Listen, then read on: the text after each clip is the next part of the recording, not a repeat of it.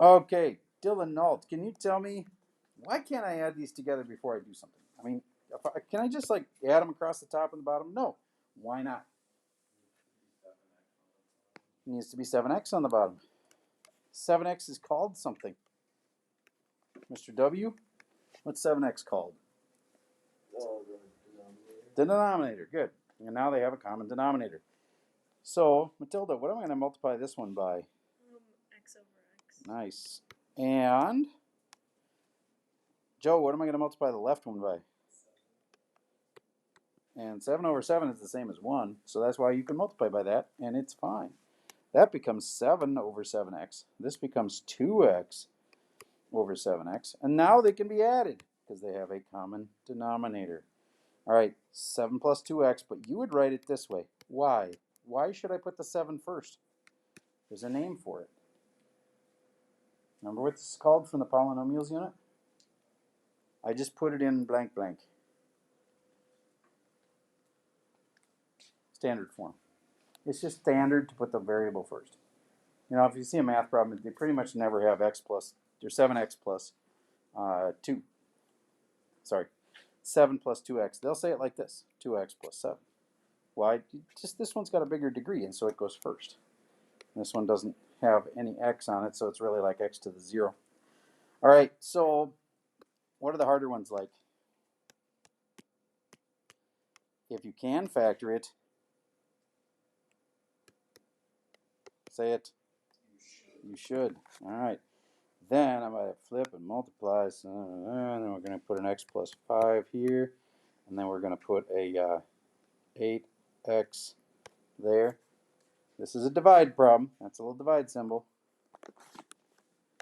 Now this one, even though it doesn't need a common denominator, it's just kind of complicated because there's factoring involved.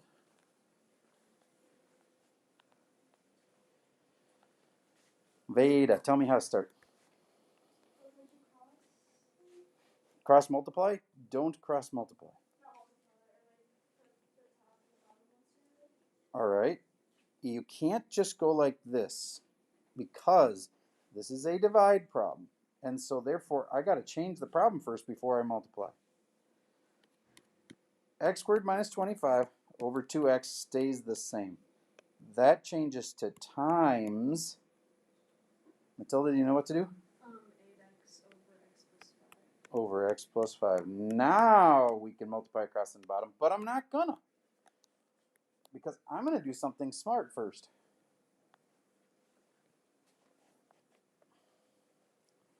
Let's go with Vikram. What should I do before I multiply these? You can simplify with the 2x and 8x. That's true. I'm going to factor this 8 into 2 times 4. Everybody do that. Because if you can factor it, you should. And then, why'd you do that? I know you noticed that there was something in common that you could cancel, right? What cancels? The 2. Yep, 2 and the 2. What else cancels? I miss these guys. Yeah, let's cancel 2. Lily Studensky. If I just leave it like it is, I would have lost credit because it's not simplified all the way. Even if I rewrite it and make it look prettier, I still get it marked wrong now. Why?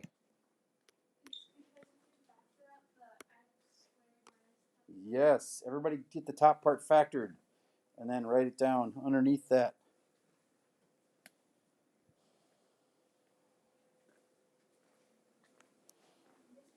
Yes. I did forget the 4. Thank you very much. There's still a 4 on top. And I want to put this in parentheses and put the 4 in the front of that. Thank you. This 4 here got lost. It is now found. So notice I put parentheses on it. And I just want to stick a 4 on the x squared because the 4 will get multiplied into both of them. But not yet. First we factor it. So this factored becomes 4, and then x plus 5, and then x minus 5, all over x plus 5.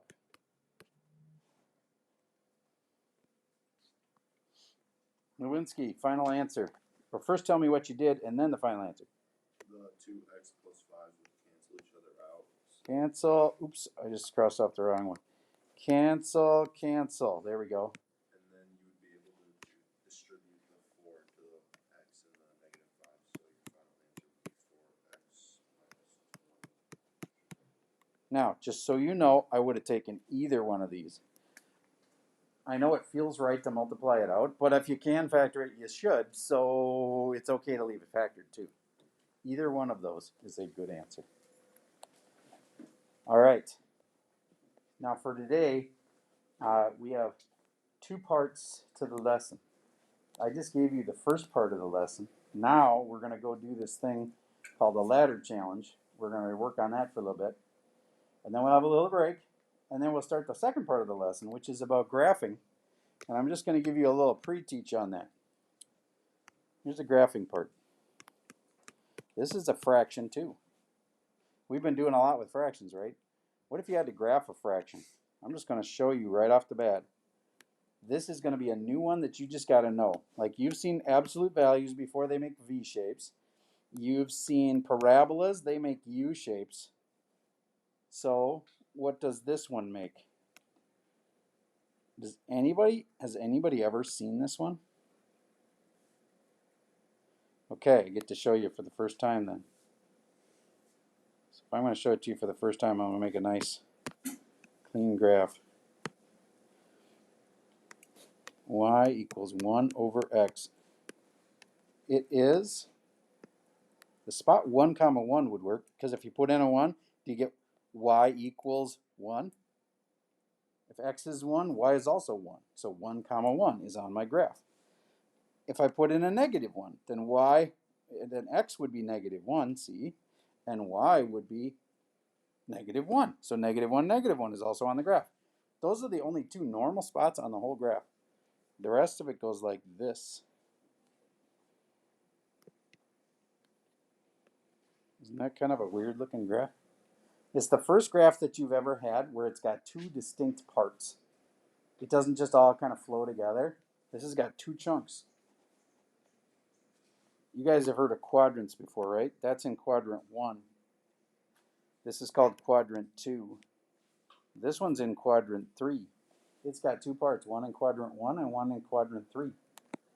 So that's the little pre-teaching of that's kind of what our graphs are going to look like for later. And they're kind of weird, and I'll talk more about it then. All right, but for right now, I just wanted to get that your subconscious kind of started on that. We're going to have more problems that end up, looking kind of like this at the end, where you had multiplying or dividing fractions involved like this. All right, so we're going to spend some time right now on the ladder challenge. I'm going to just pause the video and come back to teaching more. Okay, wherever you are on the ladder challenge, I want you to stop that. And it was okay to have the cell phones out for a little bit there, but this is the part where I need those away again. Put your cell phone away. Thank you. All right, so now, everybody turn your attention to the board. This is your worksheet for today. It's about graphing that thing I showed you earlier in the hour. So I'm going to help you fill out this first one. It's the first problem of the worksheet, and then you'll just do the second one. Okay? So we're going to keep it simple. Today is a pretty easy day. You're just graphing something. Well, how do you graph something? You need a bunch of points. How do you get a bunch of points? Well, you stick numbers in the equation and find points. Let me show you what I mean. Do you see this -2 right here? Which variable do you think I'm going to stick it in? The x. So I'm going to put a -2 right there. And this means y. Don't forget, f of x means y. So again, find this worksheet right now. Everybody be on that first problem of the worksheet with me. See, some of you are still moving towards it. At least you're moving towards it. Okay, so we stick -2 in there.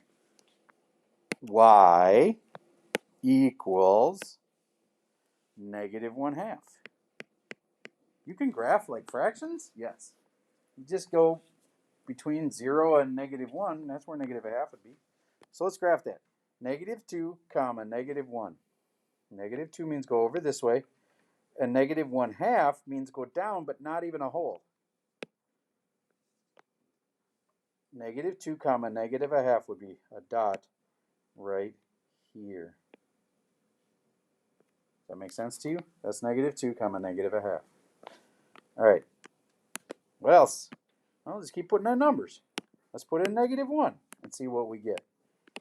Where are you going to put it in? Oh, where the x is. It says x is -1, right? So I'll put it in -1 where the x is. So this x, the one on the right, that becomes -1. And what's y equals 1 over -1? That's -1. -1, -1 is one of the points on the graph. I'm going to put a dot there at -1, -1. You get the idea? You just make points. And you make enough of these points and you start to get that shape that I showed you before. Let's just do a couple more. Quinn, can you put in the 0 for me and tell me how to do that? But just where do I put it and stuff?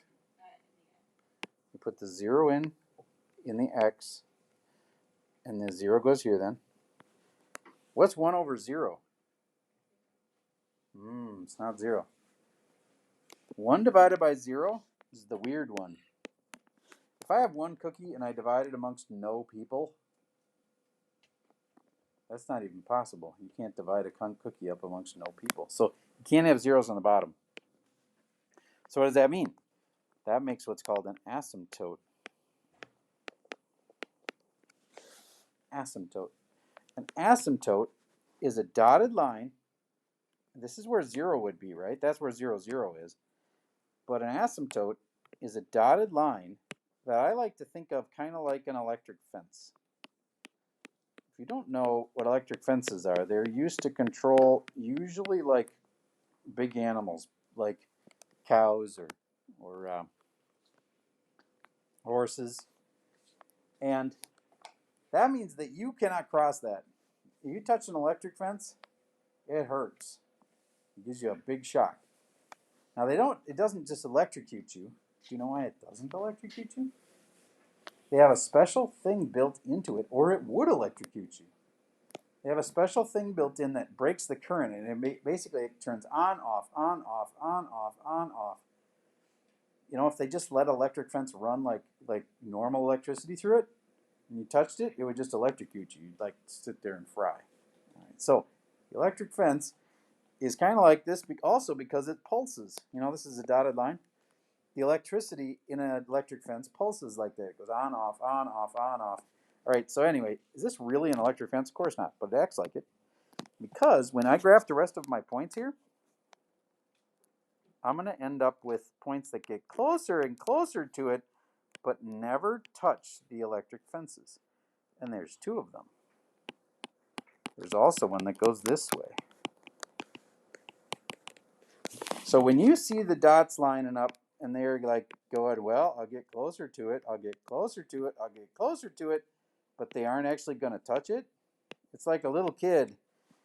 I don't know if you knew this when you were a little kid. You know the deal in Minnesota, it's super cold outside. You stick your tongue on like a pipe or on like a mailbox, it'll stick to it.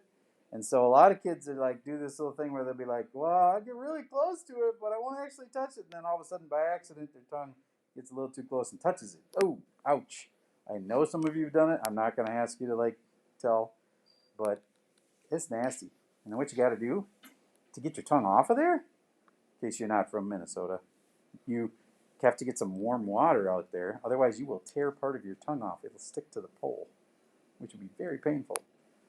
So you got to get a little warm water out there, and then it'll slowly release your tongue off the pole. All right, so anyway, this graph gets really, really close to the asymptotes, but it doesn't touch them. It never will. It goes forever, and it never goes across that line. Same with this. If you keep graphing these points, it gets closer and closer and closer, but it never touches it. I can verify that by just trying a few more points. If I put in 1 into my equation, then the 1 goes right here, and I got 1 over 1. And I know that one. 1 comma 1. Y equals 1. If I put in a 1, I get a 1. 1 comma 1, that was this point right here. Okay? All right, so that is the classic one. That is the graph of y over x. Now, this one, I want somebody to theorize. Which direction do you think this will move? Think about it. You learned these things about like parabolas. We moved them around. Which way do you think the graph moves? Say it if you know it. Up. Very good. The stuff on the outside is vertical. The stuff on the inside with the x, that's horizontal. Is there anything in with the x? No. So there's no horizontal on the inside. But there is a vertical move on the outside. High-vo. I hope this is coming back. We learned this before. Stuff on the outside of the function is vertical on the outside. So this goes up 3. That means the same exact graph right here, except everything's moved up 3. That's all there is to it. Everything gets moved up 3. Why? Because all the y values, remember this is y, are equal to whatever they were plus 3. Get how the y's all went up 3? All right, so then if you graph it, well, how do you graph it? Well, just stick the numbers in, see what you get. So I'll do the first couple of this one, but this is your homework. And I'm going to make it super easy on you. You just have to finish this one. If you aren't willing to finish this one, then you aren't really taking this class. All right, I'm going to put a -2 in here. And I bet you all can figure out y equals that. If I say it backwards, it might sound nicer. What is 3 plus -1/2? Isn't that like 3 minus 1/2? And then what's that? Oh, come on. 3 minus 1/2. 2.5. 2.5. If I'm going to graph it, how do I graph that? -2, comma 2.5. -2 goes over to the left 2, and then up 2.5 means go up almost 3, but not 3. There, I went over 2 and up 2.5. All right, so there was my first point. Let's make a couple more. Let's just at least do one more in class. Matilda, where would I stick the -1 now? Under 1. So Yep. It'd be 1 over -1. And then what does that actually equal if I put a -1 there? Just -1. Yep, so that whole thing is -1. Plus 3, because I got to get the -1 and now add 3 to it. So what is -1 plus 3? Finish it off, you guess. 2. It's 2. So -1 comma 2. I'm going to graph that over -1, up 2, dot. Do you get that I'm going to have a bunch of dots that kind of curve? Because then I'll have those asymptote lines. So imagine for a second that you had a graph and it looked like this. Dot, dot, dot, dot, dot. Dot, dot, dot, dot, dot, dot. Do you get the asymptotes? Must go like here and here. The asymptotes are those like dotted lines that are like an electric fence. Like they'd have to move to be where the dots are. All right, you'll get better at this over time, but all you have to do right now is stick numbers into the equation and keep getting points. And if you get 3 more points and you graph them all and put in your dotted lines where the asymptotes are, you'll have it. So again, you need to have your dotted lines in there. I'm going to show you they are not here. But, you know, the asymptote lines are going to look like this. I did not put them in the right spot. I want you to put them in the right spot. You'll be able to put the asymptote lines in when you're done. And if the function ever comes out to a 0 on the bottom of a fraction, that'll mean that it doesn't exist. If there's a 0 on the bottom of a fraction, that means there isn't anything there, which means the asymptote is there. Sort of like a black hole. You know it's there, but you can't see it. Okay, so there's an asymptote right here. Because why? Because you stick a 0 in and you have 1 over 0. So that's the asymptote. You can abbreviate it with ASYM. There's an asymptote at 0. That means there's a dotted line right through there. That's where one of your asymptotes is. I was writing in green, which is really hard to see. I'm going to make it red. That is the asymptote. And there's another one that goes horizontally. You'll figure out where it is by looking at your points. All right, for my first hour, you guys, I'm only assigning you problems 1 and 2 to make your life a little simpler, a little better. Okay? Now, your homework is that tomorrow's Friday, right? By Monday, you have to have finished the ladder challenge thing. So I'm giving you a whole extra day because I know it takes a little while to get through that. The ladder challenge isn't due till Monday, but this little one graphing problem, it's due tomorrow because I'm teaching you more about graphing. So get this one problem done. And that's all I have for you for today.